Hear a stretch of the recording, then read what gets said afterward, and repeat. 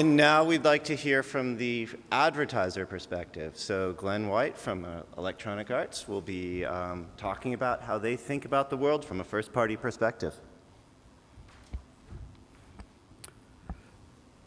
Hi there. So great introduction by Mark and Neil and by Pat. Let's start with a thought exercise.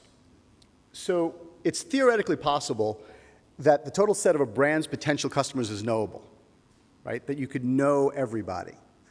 And Mark and Neil sort of pointed out how you might get to a point where you could do that. Brands will continue to engage further, more frequently. And so as they do that, they'll contact more and more people. And at some point, you've pretty much reached everybody. Now, you can do that organically, or you might do it through purchasing lists or whatever it is. But at some point, a brand knows every single potential customer. So what happens when you know everybody? Let's say you've got the total set of everybody who could possibly purchase your product or own your product or service. Acquisition, as it's currently defined, goes away, right? So your acquisition moves to further down the funnel to engagement. Your lookalikes and third-party lists, and Pat pointed this out, is all about leavening the list that you already have. It's not about lookalikes to find prospects. It's lookalikes in order to be able to add additional value to the data you already have. And the reliance on the demographic data, it becomes leavening stuff. You don't use it for list generation anymore. You have much richer data set in order to be able to generate those audiences. You're no longer looking for prospects. You're looking to deepen the relationships that you already have or to increase the amount of data that you have on a given individual. And when that happens, your first-party data becomes central to creating those lists, right? You're no longer relying upon a third-party platform in order to be able to tell you who your audience is, but rather you've got a very rich data set that tells you who you ought to be contacting. And so when you do that, the first-party data that you have obviously improves the communication relevance, as Mark mentioned, and it helps determine your message cadence, right? You're able to go ahead and determine what those journeys look like and how to curate those journeys better. In order to do that, your organizational data needs to be properly federated. Now, as Mark pointed out quite quickly, it's easier said than done. But if you're going to leverage your first-party data in order to be able to generate these audiences and gain these insights, the single comprehensive view of, in my case, the player, becomes all paramount. If you have all of these people, the problem no longer becomes determining prospects or whatever it is, but rather, how do you take this first-party list, all this great rich data that you have, and actually find them in the wild? It's no longer a situation of buying a list of people and contacting them, but rather, you know who you want to contact. How do you reach those people?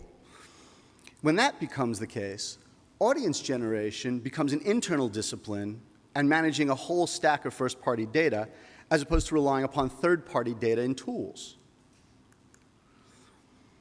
If you do that, and you've got all this first-party data and you're generating your audiences from that, it stands to reason that all of the media event data that's being generated becomes critical as part of your journey, right? You need to ingest all of this data at an individual grain, at the impression level, right? Or depending on what your media channel is, whatever it is.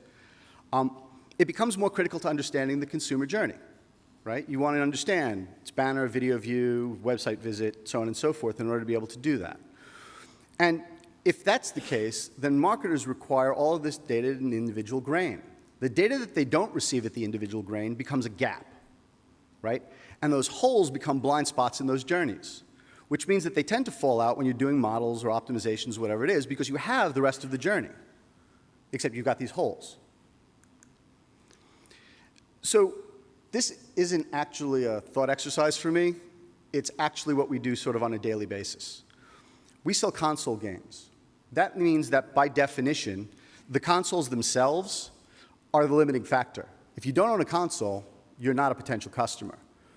And given the fact that there's a certain number of consoles in the market, and we know roughly how many consoles that is, and given that the attach rate of our games, that is the number of consoles that that somebody has played one of our games on, is so high that we know everybody. We know who we need to reach. It no longer becomes a situation of prospecting or lookalike audiences. There is nobody that we don't know. And so the vast majority of our games are online, and so as a result, there's a huge amount of telemetry that we generate as part and parcel of people playing the games. We know your favorite team. We know how well you do. We understand whether you like playing offense or defense. We understand the corners that you can't take and need for speed. We know it all. And in order to be able to leverage all of that stuff, because it's all marketing relevant, right? It's great to be able to say this is your favorite team in an ad. We want to make sure that we're able to leverage that. And a critical part of that is our DSP partners acknowledge it, right? For the most part, most of our DSP partners are willing and able to provide this data at an individual grain so that we can leverage it. Some takeaways. Marketers are getting closer to knowing their total marketplace. And we sort of acknowledge that this is done on a vertical by vertical basis, right? Obviously, FMCG has a lot more challenge in doing this than, say, I do. Identity and portability of identity are the key questions to be answered. Not how do I generate lists of prospects or whatever it is, but rather how do I reach the people that I already know. And the last part is that brand ownership of the data at the individual grain is going to be paramount going forward in order to be able to curate these user journeys. And I'll just kind of close to say, I understand that we may be in a perfect storm. When I say we, I mean EA. Maybe in a perfect storm of, wow, you guys are able to do that, but you're the exception.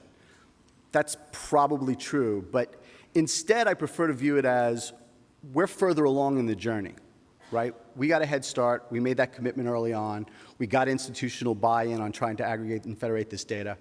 There's a whole bunch of things and a bunch of things that forced us to move in that direction. And there are probably parts and facets of this that many, many brands that could take advantage of. Thank you.